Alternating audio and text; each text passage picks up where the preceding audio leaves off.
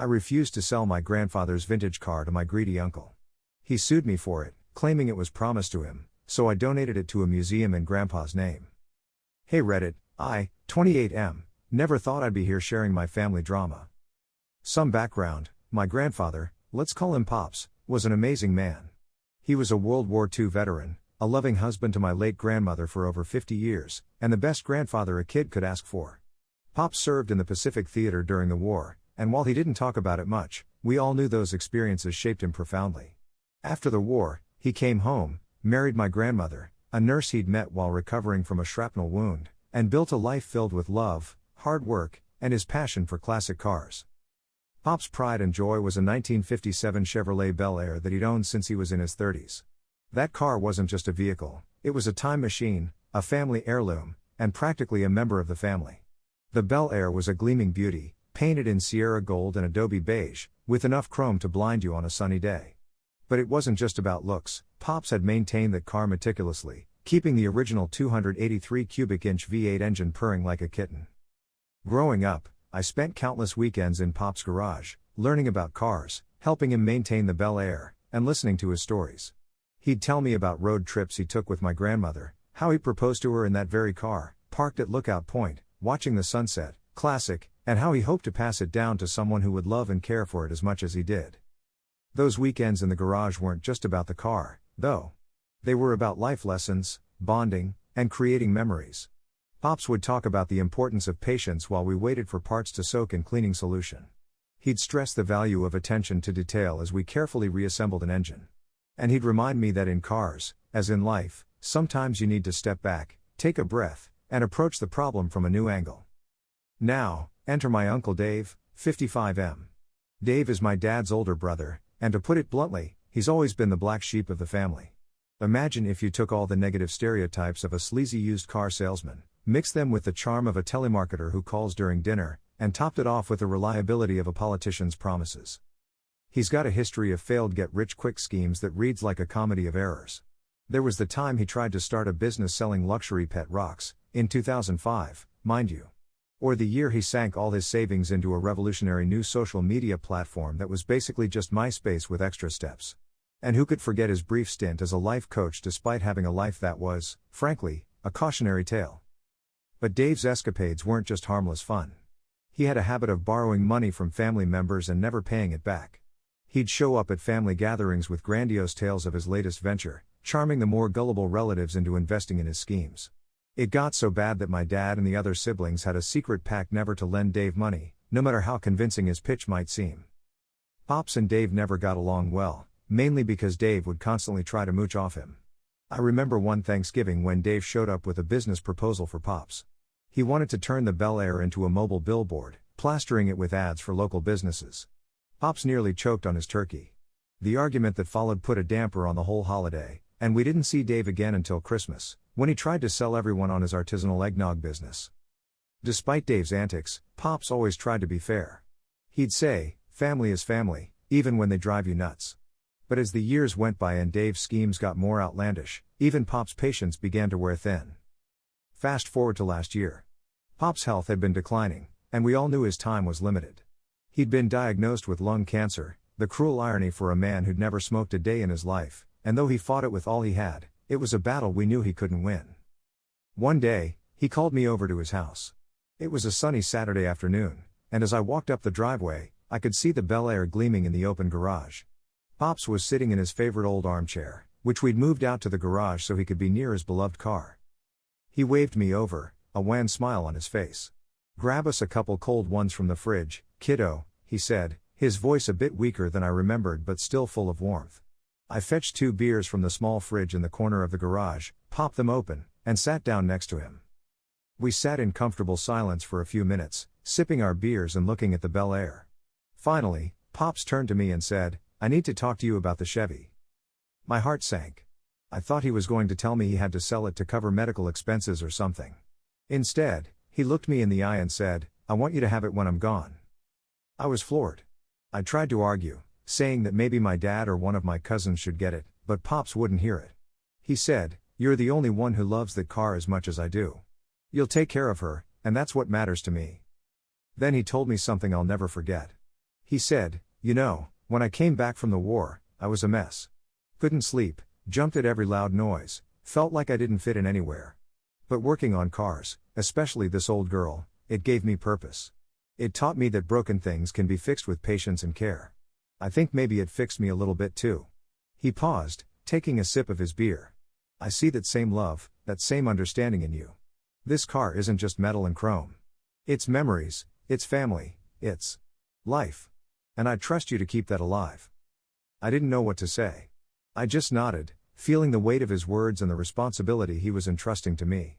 We spent the rest of the afternoon there in the garage, him telling me stories about the car I'd never heard before, me soaking in every word. A month later, Pops passed away peacefully in his sleep. The funeral was tough, but it was a beautiful celebration of his life. So many people came to pay their respects, fellow veterans, friends he'd made through his love of classic cars, neighbors whose driveways he'd always been happy to plow in the winter without being asked. It was a testament to the kind of man he was.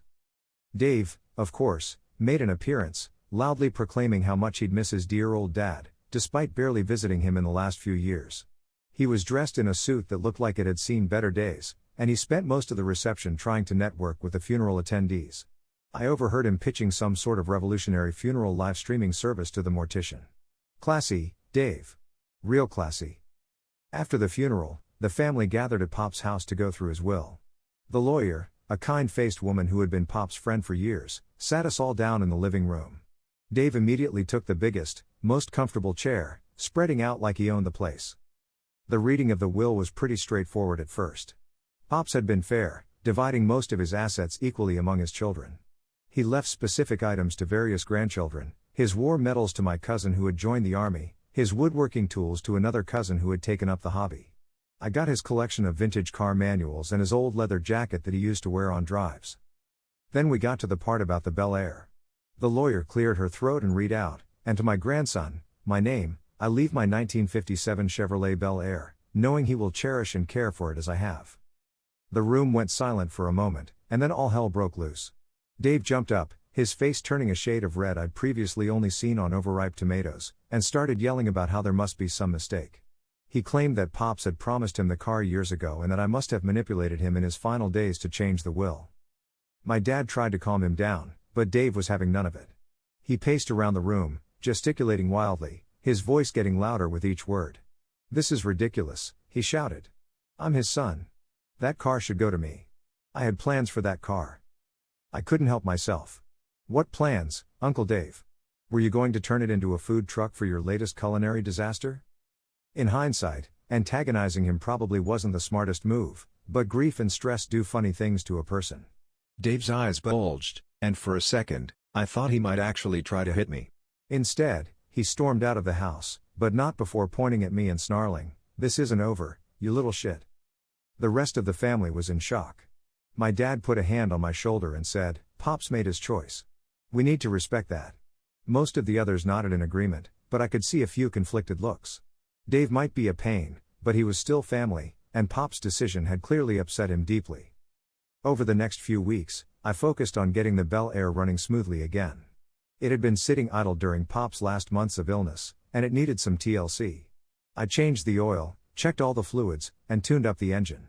Each turn of the wrench felt like a connection to Pops, like he was right there with me, guiding my hands. When I finally got it started, the roar of that V8 engine was the sweetest sound I'd ever heard. I swear I could smell Pop's Old Spice cologne in the car, even though it had been months since he'd driven it. I started taking it out for drives, usually early on Sunday mornings when the roads were quiet. It felt like Pops was right there with me every time I got behind the wheel. I'd cruise down the country roads he loved, the same ones he taught me to drive on years ago. Sometimes I'd just park at the overlook where he proposed to my grandmother, watching the sunrise and thinking about all the stories he'd told me. But my enjoyment was short-lived. One day, I got a call from Dave. His tone was sickly sweet, like artificial sweetener that leaves a bad aftertaste. "Hey nephew," he said, as if we were best buddies. "I've been thinking about Pop's car. I know he left it to you, but it would mean the world to me if I could buy it from you. I'll give you a fair price." I took a deep breath, trying to stay calm. "I'm sorry, Uncle Dave, but the car isn't for sale. It means too much to me." Dave's fake friendliness evaporated instantly. He started yelling about how I was a selfish brat and that I had no right to keep the car from him. I hung up on him mid-rant, my hands shaking. Over the next week, Dave's campaign of harassment kicked into high gear. He left voicemails ranging from pleading to threatening. He somehow got hold of my email address and flooded my inbox with messages. He even showed up at my workplace once, causing a scene in the parking lot until security escorted him out. The final straw came when he cornered my mom at the grocery store, trying to get her to pressure me into selling the car. Mom, bless her heart, told him in no uncertain terms to leave her, me, and the whole family alone. She said he was disrespecting Pop's memory with his behavior. I thought that might be the end of it. I was wrong. A week later, I got served with lawsuit papers. Dave was suing me for the car, claiming that Pops had verbally promised it to him years ago and that the will should be invalidated. He was alleging that I had exerted undue influence over Pops in his final days, manipulating him into leaving me the car. I was in shock. How could he stoop so low? This wasn't just about the car anymore. He was attacking my character, my relationship with Pops, even Pop's mental state in his final days. It felt like a betrayal not just of me, but of Pop's memory. I hired a lawyer, a no-nonsense woman named Sarah who specialized in estate litigation. When I showed her the lawsuit, she actually laughed. "Your uncle doesn't have a leg to stand on," she said. "But he can certainly make things unpleasant for a while." We prepared to fight the suit. Sarah advised me to gather any evidence I could of my relationship with Pops and the Bel Air. I dug out old photos of us working on the car together, birthday cards where he'd mentioned teaching me about engines, even some old home videos of family picnics where the Bel Air featured prominently. The next few months were a stress-filled blur. Dave's harassment was relentless. He'd show up at my house unannounced, demanding to see his car. More than once, I had to call the police to have him removed from my property. He started spreading rumors in the family that I had taken advantage of Pops in his final days. Some of my more gullible relatives actually started to believe him. The worst part was the doubt. Late at night, when I couldn't sleep, I'd find myself questioning everything. Had I somehow influenced Pops without realizing it? Was I being selfish by keeping the car? Should I just give it to Dave to keep the peace? But then I'd remember the look in Pop's eyes when he told me he was leaving me the car. The trust, the love, the understanding that passed between us. I knew in my heart that I was honoring his wishes. The court date was set for 3 months after Dave filed the suit. As it approached, the stress was really getting to me. I loved the Bel Air, but I started to wonder if it was worth all this trouble. The joy of driving it was being overshadowed by the family drama and legal battles. Then, one sleepless night, I had an idea. I remembered a conversation I'd had with Pops years ago, when I was just a teenager. We'd been at a car show, admiring a beautifully restored Model T. Pops had said, "You know, as much as I love having the Bel Air in my garage, sometimes I think cars like these belong where everyone can appreciate them. In a museum, maybe. Where they can tell their stories to new generations." At the time, I hadn't thought much of it. But now, it felt like Pops was sending me a message from beyond. The next morning, running on coffee and inspiration, I started researching automobile museums. I finally contacted the National Automobile Museum in Reno, Nevada. I explained the situation and asked if they'd be interested in adding the Bel Air to their collection as a donation in my grandfather's name. The curator I spoke to, a man named Tom, was thrilled at the prospect. "We'd be honored to have your grandfather's car," he said. "From what you've told me, it sounds like it's in remarkable condition for its age. And the story behind it. That's what really brings these old cars to life for our visitors." We talked for over an hour, discussing the details of the potential donation. Tom explained that they would create a special exhibit for the Bel Air, showcasing not just the car itself, but the story of Pop's life, his love for the vehicle, and how it had been passed down. They would ensure it was maintained in pristine condition, and it would be displayed prominently in their 1950s Americana section. By the end of the call, I felt a weight lifting off my shoulders. This felt right. This felt like what Pops would have wanted. The next day, I called my lawyer and told her my plan. Sarah advised me that donating the car wouldn't necessarily stop the lawsuit, but it would make Dave's claim essentially moot. I decided to go ahead with the donation. The museum agreed to keep everything confidential until the transfer was complete, to avoid any potential interference from Dave. I arranged for the car to be transported to the museum the following week. The night before it was due to be picked up, I took it for one last drive. As I cruised down the highway, windows down and the radio playing Pop's favorite oldies station, I felt a bittersweet mix of emotions. Part of me was sad to see the car go, but a larger part felt a sense of peace wash over me. I knew I was doing the right thing. The next morning, the museum's transport arrived bright and early. As they were carefully loading up the Bel Air, guess who came screeching into my driveway? Dave, of course. He jumped out of his car, red-faced and screaming, "What the hell do you think you're doing?" I calmly explained that I was donating the car to a museum in Pop's name. Dave looked like he was about to have an aneurysm. He started threatening me, the transport drivers, even the poor neighbor who had come out to see what all the commotion was about. Finally, I'd had enough. I looked Dave straight in the eye and said, "Uncle Dave, this car was never about you. It was about Pops and his legacy. Now, instead of sitting in your garage or being sold off to fund your next harebrained scheme, it's going to be preserved and enjoyed by thousands of people. Pops would have loved that." Dave deflated like a balloon. He knew he was beaten. Without another word, he got in his car and drove away. I haven't heard from him since. The lawsuit was dropped soon after. Some family members were upset that I had given away a valuable heirloom, but most understood and supported my decision once I explained my reasoning. A month later, I visited the museum to see the Bel Air in its new home. The exhibit they had created was beyond my wildest expectations. There it was, the Bel Air, polished to perfection, surrounded by photos of Pops throughout his life. They had an interactive display that told the story of the car, from Pops buying it new in '57, through all the family road trips and milestones, right up to its new life in the museum. The centerpiece was a plaque that read, 1957 Chevrolet Bel Air. Donated in loving memory of Pop's name, World War II veteran, loving husband, father, and grandfather. May the open road always call your name. I stood there for a long time, tears in my eyes, knowing that Pops would have been proud. The story doesn't quite end there, though. About 6 months after the donation, I got a surprising call from the museum. They told me that the Bel Air exhibit had become one of their most popular attractions.